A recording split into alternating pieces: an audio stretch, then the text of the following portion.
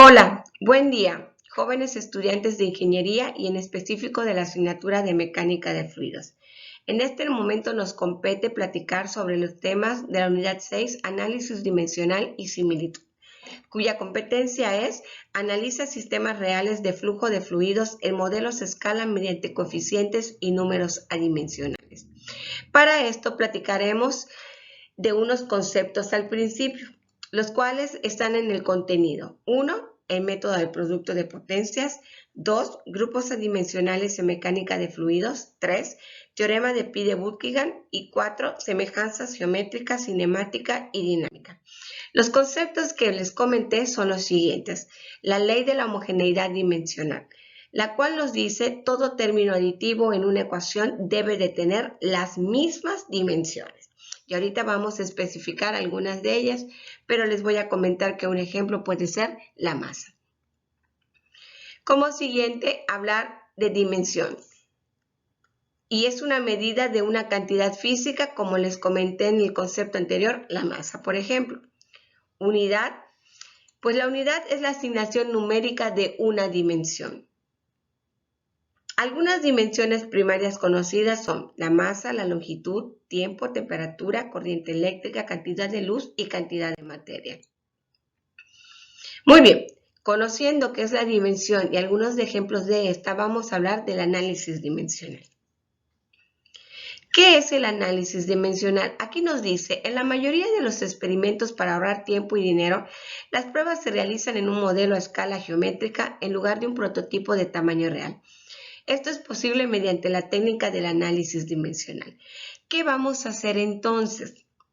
Todo lo que vamos a aprender en esta unidad son aquellas relaciones que nosotros necesitamos para poder generar en un modelo pequeño, ya sea algo real de tamaño muy grande o en un modelo grande, ya sea algo real de tamaño muy pequeño, para poder estudiar cada una de las características del comportamiento de este fenómeno, de este sistema.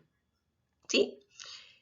Por ejemplo, si nosotros quisiéramos saber cómo va a funcionar un automóvil, un prototipo real, nosotros podemos generar un modelo a escala pequeña de ese auto, buscando siempre que se cumplan con las condiciones generales dentro de este prototipo. Y esas condiciones generales están en función de su geometría, de sus fuerzas y del movimiento involucrado. En el INTA se generan laboratorios donde ellos pueden tener modelos de prototipos grandes. Por ejemplo, aquí estamos viendo una presa. Aquí tenemos otro canal si se dan cuenta, las paredes de este canal son artificiales porque son construidas, pero tienen ciertos relieves como los que se encontrarían en la vida real. Y aquí tenemos otra presa. Vean entonces la importancia de este tema de análisis semejanza dimensional, porque nosotros podemos apoyarnos con ciertas leyes ya establecidas, fórmulas establecidas, números establecidos como el número de Reynolds, el número de Weber, que nos van a ayudar que un modelo cumpla exactamente las mismas condiciones físicas geométricas que un prototipo, a fin de corroborar el buen funcionamiento de estos. Muy bien, así que lo resumimos en el propósito del análisis dimensional. Uno es generar parámetros adimensionales que ayuden en el diseño de experimentos físicos y o numéricos y en el reporte de los resultados experimentales.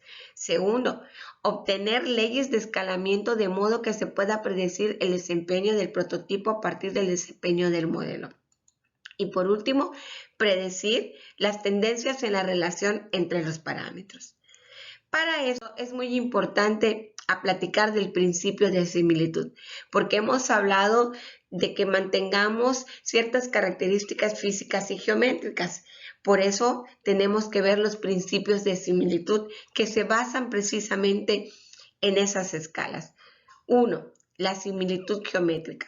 El modelo debe de tener la misma forma que el prototipo, pero se le puede escalar por algún factor de escala constante, como lo vemos en la imagen.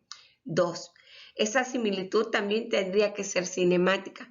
La velocidad en cualquier punto del flujo del modelo debe de ser proporcional a la velocidad en el punto correspondiente en el flujo de prototipo, como lo vemos en la imagen. 3. Encontrar también en el fenómeno o en el modelo que estamos analizando una similitud dinámica, la cual se logra cuando todas las fuerzas en el flujo del modelo se escalan por un factor constante a fuerzas correspondientes en el flujo de prototipo. De tal manera que para garantizar similitud completa deben existir las 3 condiciones de similitud. Y es muy importante esta frase que dice, en un campo de flujo general, la similitud completa entre un modelo y un prototipo se logra solo cuando existen similitudes geométricas, cinemáticas y dinámicas. Para esto tendríamos que buscar cuáles son las leyes de escalonamiento principales que están involucradas en el fenómeno que estamos analizando. Solo conociendo estas, entonces podríamos encontrar la similitud geométrica, dinámica y cinemática para el modelo. Paso 1. ¿Sí? El paso 1 que nosotros vamos a hacer se está basado en lo que es el famoso teorema de Pi de Buckingham. Dice 1. Haga una lista con los parámetros del problema y cuente su número total n. Esto es, todos los datos que conocemos del problema y los parámetros específicos. 2. Haga una lista con las dimensiones primarias de cada uno de los n parámetros. Por ejemplo, si hablamos de masa, ¿quiénes son esas dimensiones? ¿Sí? Si hablamos de longitud, si hablamos de velocidad, ¿la velocidad qué dimensiones tiene? Sabemos que velocidad es metros sobre segundo. Y si es metros sobre segundo, metros es de longitud y segundo es de tiempo. Paso 3. Establezca la reducción J como el número de dimensiones primarias. Calcula acá el número esperado de pi. 4. Elija J parámetros repetitivos. 5. Construya las kpi. 6. Escriba la relación funcional final y verifique el álgebra. Si se dan cuenta, podemos observar que en el anterior había un paso 4 que decía alineamientos para elegir parámetros repetitivos. Esta es la parte no más importante, pero sí en la que tenemos que tener mucho cuidado, porque escoger los parámetros repetitivos son los que nos van a permitir llegar a las leyes de escalonamiento correctos. 1. Nunca tome la variable dependiente. De otro modo, podría aparecer en todas las pi, lo que es indeseable. 2. Los parámetros repetitivos elegidos no deben de ser susceptibles de formar ellos mismos un grupo adimensional. De otro modo, sería imposible generar el resto de las pi. Por ejemplo, conocemos un número conocido de Reynolds. Sabemos que Reynolds es velocidad por diámetro entre viscosidad cinemática. Si en este problema se involucraran el diámetro, la velocidad y la viscosidad cinemática y adicional otros, no podríamos decidir que los parámetros repetitivos fueran velocidad, diámetro y viscosidad cinemática. ¿Por qué? Porque ellos 3 juntos forman el número de Reynolds. 3. Los parámetros repetitivos elegidos deben representar todas las dimensiones primarias en el problema. Nosotros vamos a estar trabajando con longitud, con tiempo y vamos a estar trabajando con fuerza o masa. 4. Nunca escoja parámetros que sean adimensionales. Estos ya son pi por su cuenta. Por ejemplo, decir que un parámetro sea Reynolds, imposible. Reynolds es un número adimensional. Nunca escoja 2 parámetros con las mismas dimensiones o con dimensiones que difieran solo por un exponente. Por ejemplo, pensar en diámetro y área. Diámetro sería longitud y área es longitud al cuadrado. Entonces, prácticamente estaríamos hablando de un mismo parámetro. 6. Siempre que sea posible, elija constantes adimensionales sobre las variables dimensionales, de modo que solo una pi contenga la variable dimensional. Así que dice que tenemos que elegir constantes adimensionales, sin dimensiones. ¿A qué se refiere esto? A un punto de dependencia. 7. Escoja parámetros comunes porque ellos pueden aparecer en cada una de las pi. Y por último, escoja parámetros simples sobre los parámetros complejos. Siempre vamos a ver un ejemplo del cálculo de los parámetros adimensionales. ¿Ok? Tenemos un problema que tiene 5 variables, h, velocidad angular, densidad, gravedad y radio. 5 variables.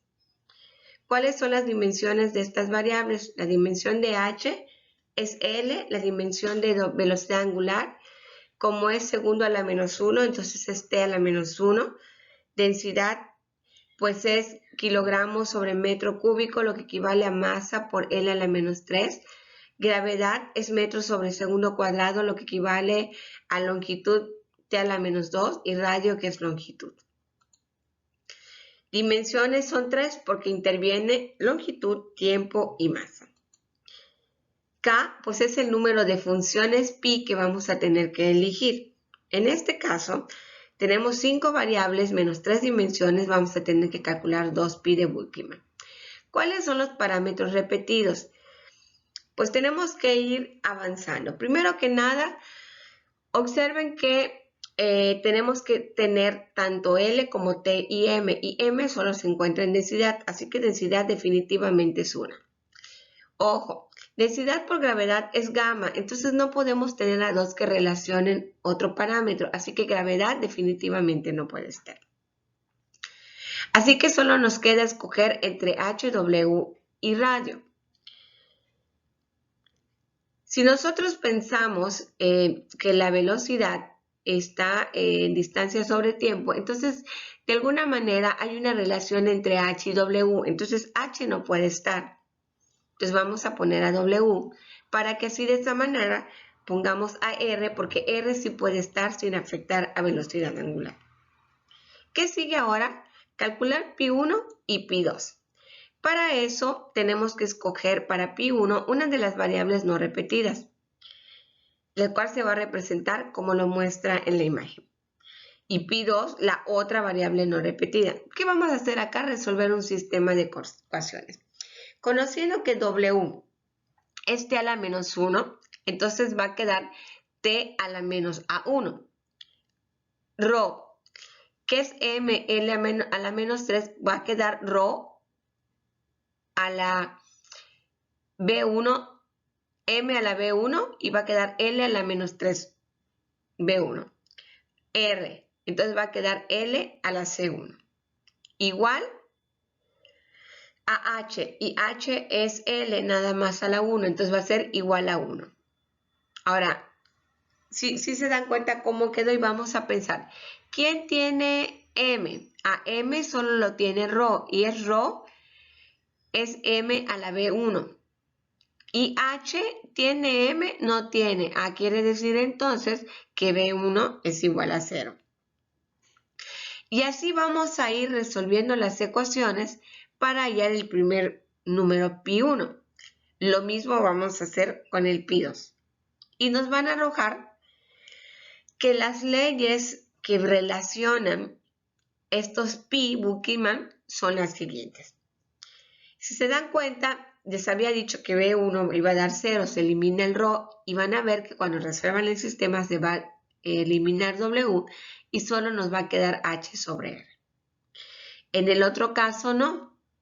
En el otro caso no se va sí se va a eliminar rho, pero va a quedar G entre W cuadrada por R. ¿Qué seguiría después de eso? Ver cuáles leyes son las que asemejan. Para eso nosotros tenemos una tabla de relaciones. Fíjense que acá el pi2 nos dice, es el número de Fromm, porque que dejen en la mente G entre W cuadrada por R. Estos son algunos números, dice algunos de los parámetros adimensionales o pi comunes establecidos que se encuentran en la mecánica de fluidos y la transferencia de calor. Entonces, ustedes van buscando cuáles son esos pi que pueden relacionarse. Entonces, observen, el número de Fromm es velocidad entre la gravedad por L. Por eso les dije, considérenlo. Nos había dado una velocidad angular al cuadrado. Si nosotros hacemos algún ajuste, vean aquí en este caso, ¿cómo nos quedaría? Que sería el inverso del que nosotros teníamos. Entonces tenemos que identificar cuáles son algunas de estas leyes pi que se asemejan a lo que nosotros nos da y a través de ellas es como la que vamos a trabajar. Para esto vamos a hacer un ejemplo más a detalle, pero ya aplicado. Muy bien, ya después de haber visto todas esas tablas de pi, pues vamos a platicar de esta aplicación. Algunos estudiantes quieren visualizar el flujo sobre una pelota de béisbol que gira. Su laboratorio de fluidos tiene un bonito túnel del agua en el que se pueden inyectar líneas de corriente con tintes multicolores, de modo que deciden probar una pelota de béisbol que gira en el túnel del agua. La similitud exige que igualen tanto el número de reinos como el número de Strual entre su modelo de prueba, y la pelota de béisbol verdadera prototipo que se desplaza por el aire a 80 millas por hora y gira a 300 revoluciones por minuto. Tanto el aire como el agua están a 20 grados centígrados. ¿Qué velocidad deben de correr el agua en el túnel del agua y a qué revoluciones por minuto deben de girar su pelota de béisbol? Dice corroborar el por qué es mediante Reynolds y Strual. Aquí en este problema ya les dicen qué es Reynolds y Strual, pero nosotros lo primero que vamos a hacer es como que si no supiéramos que era Reynolds y Strual y comprobar que realmente es Reynolds y Strual. Esta es la imagen de lo que está generándose en la sección de pruebas del túnel del agua. Ahí está la pelota que gira a revoluciones por minuto. Está el flujo que está a velocidades. En esa velocidad obviamente incluye la densidad y la viscosidad. También la podemos ver allá. De tal manera que nosotros podemos declarar que para la presión de los parámetros de pi, pues lo primero que tenemos que hacer es identificar cuáles son las variables. Habla de la velocidad del agua, habla de la densidad, podemos considerar la viscosidad dinámica, el diámetro de la pelota y su velocidad angular. Y aquí nos describen cuáles son estos parámetros. V velocidad, Rho densidad, W viscosidad del fluido y del diámetro de la pelota. Recordando que n representa la cantidad de parámetros, pues tenemos 1, 2, 3, 4 y 5 parámetros. ¿Cuáles son las dimensiones? Velocidad es LT a la menos 1, densidad es ML a la menos 3, mu es ML a la menos 1, T a la menos 1, W es T a la menos 1 y para esto lo primero que tenemos que hacer, ya teniendo los parámetros y sabiendo que J es 3 por las dimensiones, ya sabemos que van a haber 2 pi. Ya el problema nos dice que es Reynolds y Strual, pero lo vamos a comprobar. Entonces, tenemos que calcular 2 funciones pi. ¿Cuáles van a ser los parámetros repetidos? Y aquí, nuevamente, tenemos que tener cuidado. Si pensamos en masa, solo hay 2 que lo pueden tener, ¿sí? Y estos son la viscosidad y la densidad. Pero a la vez, nosotros podemos relacionar que densidad está relacionado con viscosidad dinámica, porque la viscosidad cinemática está en función de la dinámica y la densidad. Por lo tanto, densidad no puede estar con viscosidad. Y en este caso, la viscosidad contiene más dimensiones que nos da beneficio. Así que usamos mu. Ahora, ¿qué más podemos usar? Mu tiene T a la menos 1 y W y B tienen T a la menos 1. Pero W por sí sola, la velocidad angular, pues no nos va a ayudar en nada porque está repetida en mu. Así que la que tendríamos que usar es velocidad. Si no podemos usar velocidad angular y densidad, entonces lo único que nos queda es usar el diámetro. ¿Cómo lo vamos a hacer? Pues de esta manera. Y aquí ya las ejemplifica de gran manera. Recuérdense que velocidad angular era una que no tenía y ahí está. Y sus dimensiones T a la menos 1. Después velocidad elevado a la 1, mu elevado a la B1 y L elevado a la C1. Para masa solo tenemos que está elevado a la B1. ¿Y cuántas masas tiene velocidad angular? Ninguna, por lo tanto es 0. Para tiempo, tenemos que velocidad está elevado a la A1 y te queda menos A1, ¿ok? Pero también velocidad angular está a la T a la menos 1, o sea que es menos 1, que es el primer menos 1 que ven, menos A1. ¿Quién más tiene tiempo la viscosidad y es a la menos 1 por B1. Por eso queda menos 1 menos A1 menos B1. Y con longitud hacemos lo mismo. Resolvemos el sistema en ecuaciones y nos queda que A1 es menos 1, B1 es 0 y C1 es 1. Así que nuestro pi1 nos queda WD sobre B, que si revisamos las tablas de pi para mecánica de fluidos, es el número de.